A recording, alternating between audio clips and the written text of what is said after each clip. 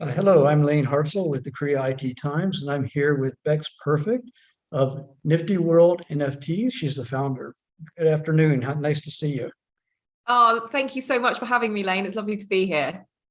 The NFTs have gained a lot of popularity, obviously, over the past year.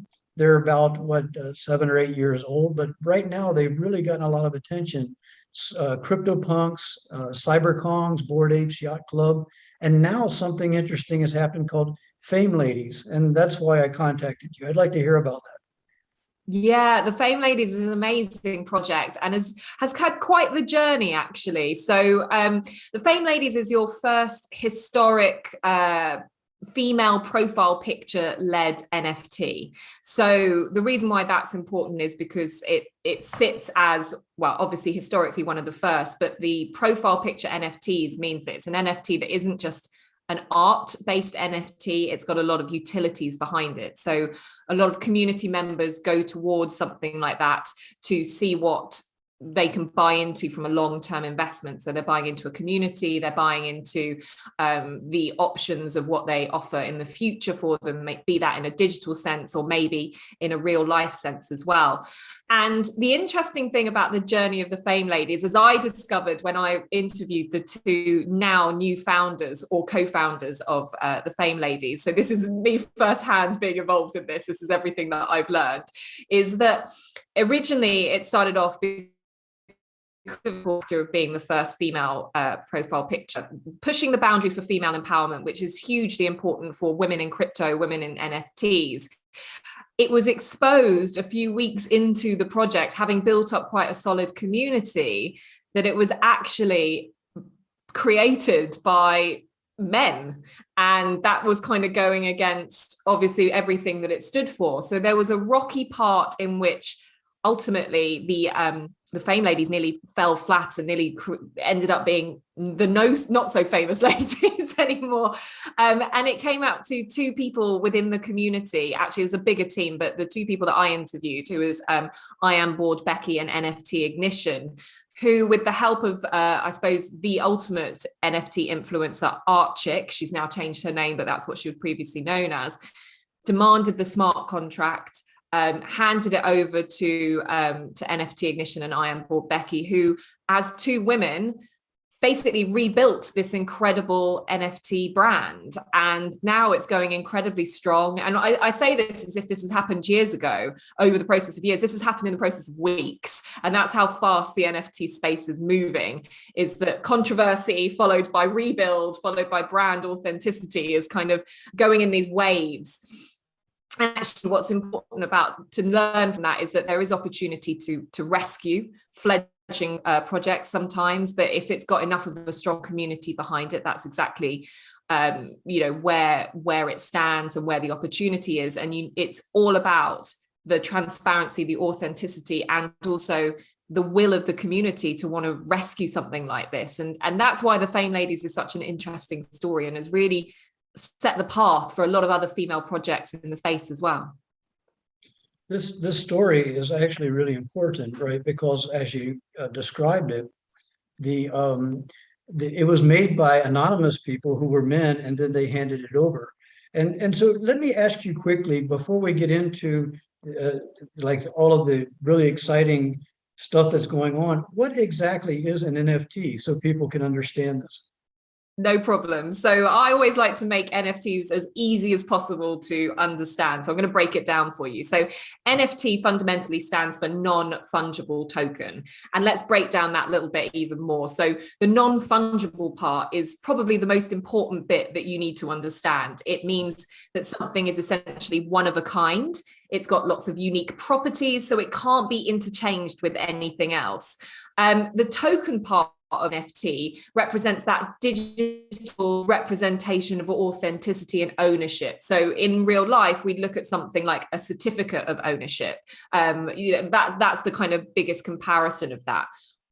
like, I suppose in its most popular form at the moment is what we're seeing. So these profile picture NFTs or one-of-one artist NFTs. It's kind of looking like a piece of digital art or a trading card, something that we will recognize from, maybe when we were kids growing up and trading like Pokemon cards and things like that. That's where that sits. But the big thing about this is obviously there's a huge bit of technology which is underpinning everything that the NFTs are doing. And that is ultimately looking to change the way that we end up transacting in the future, which is why it's such an exciting time. But what we're seeing is this opportunity for huge opportunities for people who buy into these NFTs and really immerse themselves in the community and the utilities behind them to see if they can get loads of benefits from that. So that might be on a small scale, merchandise in real life, feeling part of an exclusive members club. The Becks Club is a great example of a gold standard of that. But then there's things moving into gamification, play as you earn, there's passive income opportunities, there's loads that can go on with this. And this is very much just the start of what the NFT space is all about. It's quite extraordinary, right? Because just what was it? Was it the cypherpunks that like went up in like a lot of ether? They sold for a lot of ether back in the spring, and then all of a sudden came this tidal wave of these this year. Well, I think it's the Cryptopunks, which is the original. Yes. Cryptopunks is the original. So they actually, it's a funny story with them. They actually, I think back in 2017, they couldn't give them away, So this is stuff they were just handing out to people before anyone was really even thinking about the world of NFTs.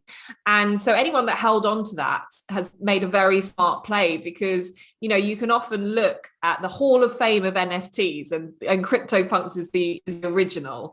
And this, to anyone on the outside might be going, well, it looks like a JPEG. In fact, it looks like an 8-bit video game character. What's so important about this? But actually, the historical value, like what I mentioned with the Fame Ladies, and why there's a historical element to that, is it was the first of its kind. It was, something that is forward thinking, future thinking, and going, there's going to be something in this. And that's what a lot of people bought into. So now, the whole kind of FOMO thing, gosh, don't we all wish in 2017 we'd accepted those NFTs and thought, oh yeah, if I just hold on to that, put it on hardware somewhere and just hold on to it for a while, your life could literally be changed. And that's what we're seeing. And it's not always happening. In some occurrences, people's lives are literally changing within 24 hours, within 24 hours. Obviously, lots of hard work happens behind that, but there's so many opportunities for buyers and collectors in this, for collectors and creators in the space. Some of these are selling for quite a bit of money. And one thing that's interesting about art and culture meeting technology is the verification process allows for creators to make more content and be compensated for their work. And you're now creating content. You told me that it's just nonstop, right? It's just incredible how explosive. Can you talk about this some? Yeah, absolutely. So before I talk about myself, I'll talk about the creators in the NFT space, because I think that's where, that's what's inspired me with what I do. And because from an NFT perspective, for artists who have had to depend on being in a gallery, setting up a stall, hoping someone sees their work, and then maybe selling their work once and never seeing that residual fee of, the on sale that happens from that work. NFTs are changing the game for them. They're changing the game for the creators' economy. So now suddenly artists are able to price their work at the amount that they think is their worth. And I think it's been a lot of imposter syndrome and worries about whether or not people will like it before. That it's opened the doors to anyone from an artist perspective that has appreciated art to be able to find anything they want. And it's all there on one of these marketplaces or multiple marketplaces that you can go and browse to, which is amazing. So the access is incredible. I think access is an important word for people who are collectors as well, because it's changing the way that we can get access to maybe more established artists. Damien Hirst is a great example of this, the British artist Damien Hirst. Now, the average Joe, myself included, could never afford a real Damien Hirst. But then he released 10,000 NFTs of his work at $2,000, which, yes, might sound like a lot of money, but in relative terms isn't that much money compared to his in real life work. And what that allows us to do is say, we actually, if you could get hold of that NFT, you actually own a Damien Hirst NFT, which is just incredible. So you're buying a piece of art there, which you probably wouldn't have had access to before. So for me as a broadcaster, I looked into this, I saw what it was doing, because I've been an investor of art in real life outside of this. And normally you're waiting on maybe a 2-year yield on your investment. And I was thinking, that's the minimum that you'd be waiting on, whereas things are changing hands very quickly in this space. So for me, it was really fascinating. And what it encouraged me to do from a broadcast perspective is to do what I love, which is exactly what all these artists are doing. They're finally doing what they love. For me, I am doing what I love in terms of broadcast. I'm creating my own content. I'm educating people in this space. I'm providing a trusted resource through NiFTy World so people can learn. And I think what I found, particularly, with the platform being YouTube, in which I have dabbled in previously, is you never really had any skin in the game on certain other things that I've tried to YouTube, because I've been a bit late to the party maybe, and you're competing with lots of other people. But finding this community, finding the topic of NFTs and actually becoming incredibly passionate about it has made my job, really easy. I just speak to amazing people, I interview them and hear their stories, which helps me learn, but also I can provide that learning to so many other people as well. And that's what I really love about this. And that's why, for me, the world of NFTs has opened so many doors of opportunities. And I've never worked harder than I have now, but I've never been happier. And it's that classic saying of, if you love what you do, you'll never work a day in your life. And I think that's very true. And I think a lot of people in the NFT space will feel like that. It's a really dynamic community. So let me ask, when did you actually first hear about the NFTs and this new area? So you were in art, you said, and then all of a sudden, here comes this digital technology. Yeah, so my investing in art journey kind of happened around March time this year. And I remember in the UK, we have probably the most trusted paper is the Times, and they have the Sunday Times. And I remember reading an article in March about this thing called NFTs and what it will do for art. And I remember saying to my husband, we should look into this. And at that point, we were looking quite heavily into investing in art. We bought a couple of pieces for an investment purpose, and it just made me really interested in the process of art investment.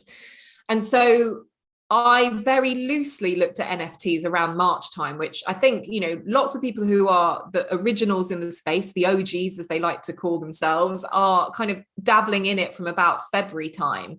Now, I won't say I was going as far back as that, but from March probably through to May, June time, I was really sort of building a bit of knowledge and interest in this.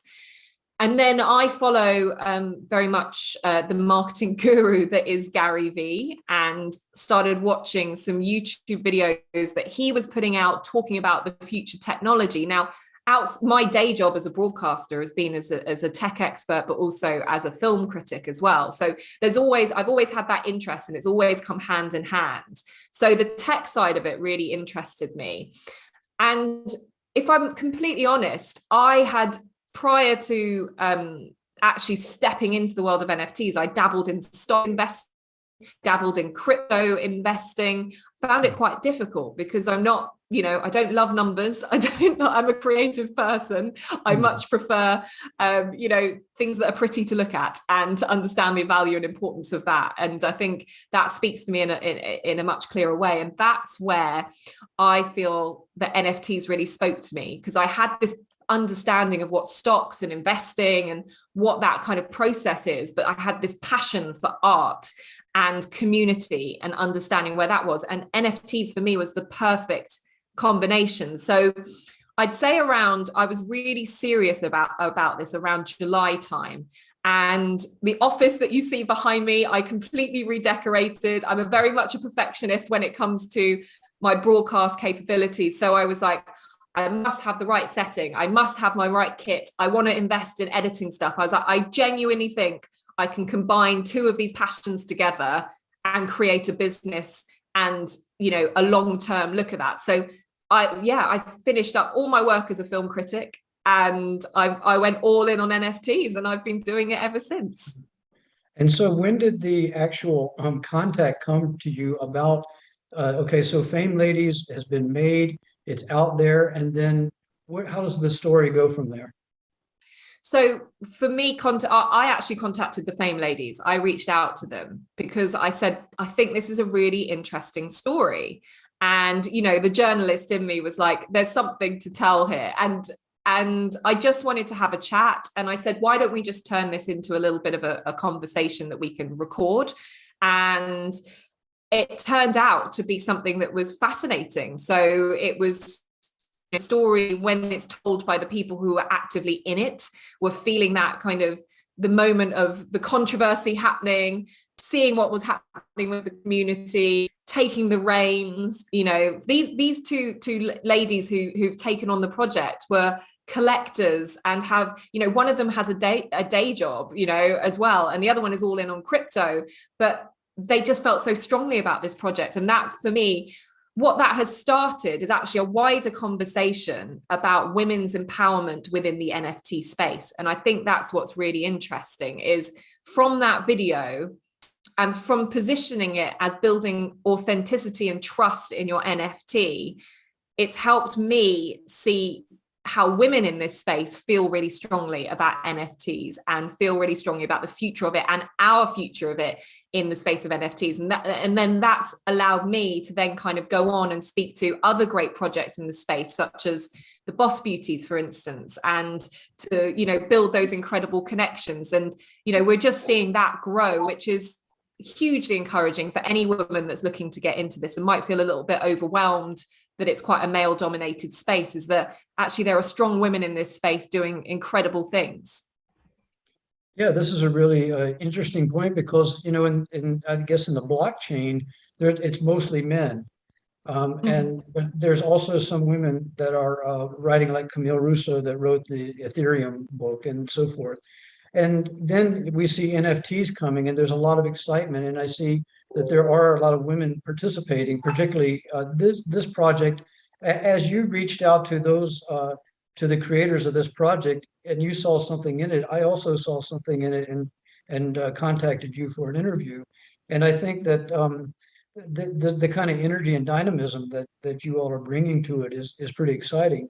And you have these other projects, Boss Beauties, is that what it's called? Yeah. So yeah, in the last, it was so interesting because I feel very lucky that maybe I have a bit of a knack for it, and I have no bones to bear in terms of just saying, hey, want to have a conversation. And I managed to, and this is one of the great things about the NFT community, is if you reach out, people are incredibly generous. They're incredibly supportive. And I've not really found that in other industries. I think there's always been these barriers to entry, but everyone is so encouraging of everyone else in this space and wants everyone to do well, that it's brilliant. So I was lucky enough to see that there was going to be an NFT Summit that was happening, which was very female focused. It popped up on Twitter. I had a very quick look at it and I thought, why the heck not? I'm just going to go and try and message the founder of that summit. And that founder was Lisa Mayer, who actually has had a real sort of heritage story in just women's empowerment and encouraging women entrepreneurs.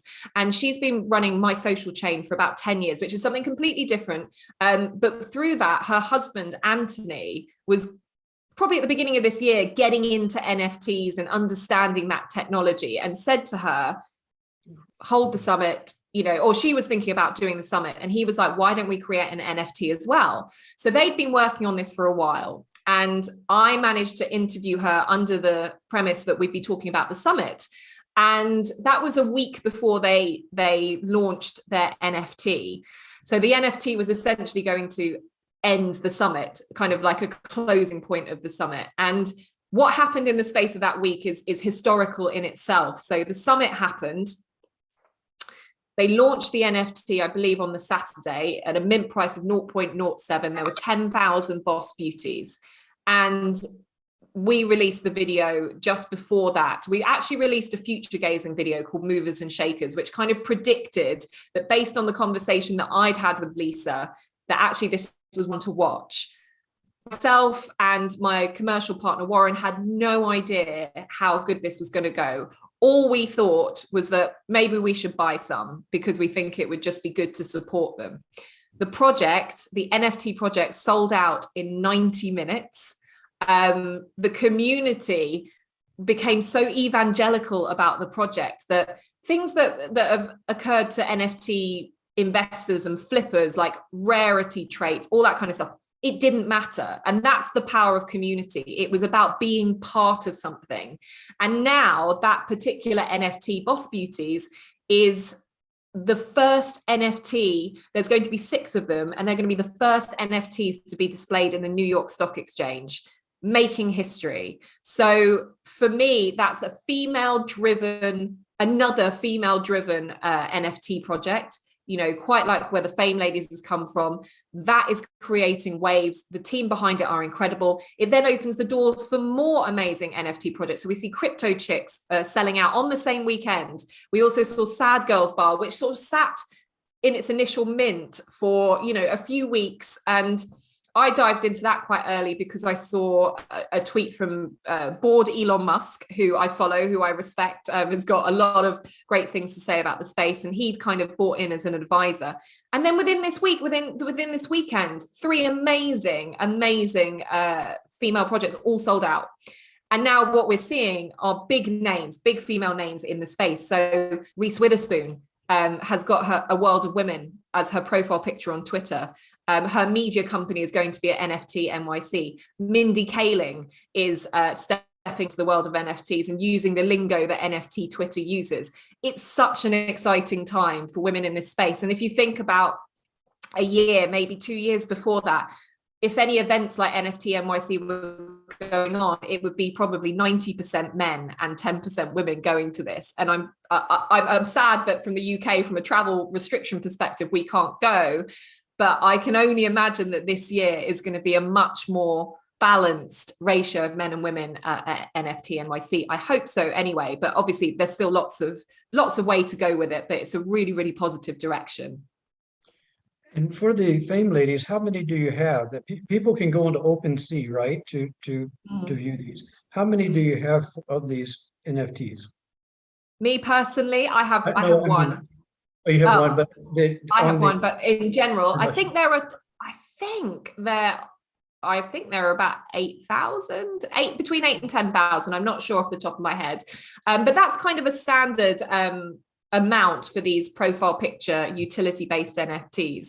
It's something along those lines, and I think, you know, again, the big thing about this is what you can see through something like OpenSea is you can see the strength of the community by how many wallet holders, so people that own these particular NFTs have.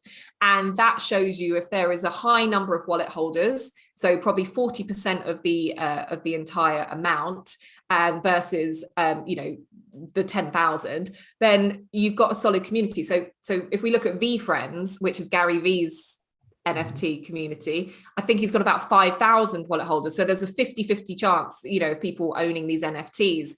And what we're seeing is the more wallet holders there are, the more people are getting in on the community. And the thing you need to be worried about is if you have 10,000 NFTs and only 100 wallet holders, and it's all sold out, it just means the market's being manipulated. So the more wallet holders there are, the stronger the community is. And if someone wants to buy one of your NFTs, Fame Ladies, how much are they costing these days? What do they have to pay? Oh, that's an interesting question. The floor price changes the whole time. Yeah. Yeah, so it depends. You know, it's the same as sort of any sort of trading strategy. So if you look at the charts, they'll change depending on what's happening in the space. So there might be something which shoots the floor price up, or, you know, there might be something that reduces it a little bit. I'm not sure where it sits at the moment, but do you know what's great about speaking to projects like the Fame Ladies, for instance?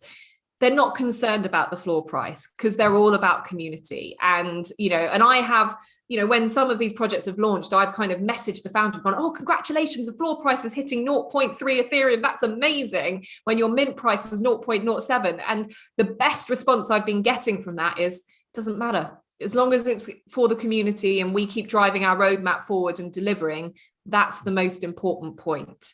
And that for me is far more important than any sort of, floor price raising. I mean, it's nice, but I always tell people, only spend what you're willing to lose. Everything is still a bit of a gamble. So don't hope that this is going to be something that's going to 100x your investment, because, there are small golden eggs that will do that. But ultimately you get into this because you're passionate about what it can do for you to feel part of something, to feel part of a movement, a community.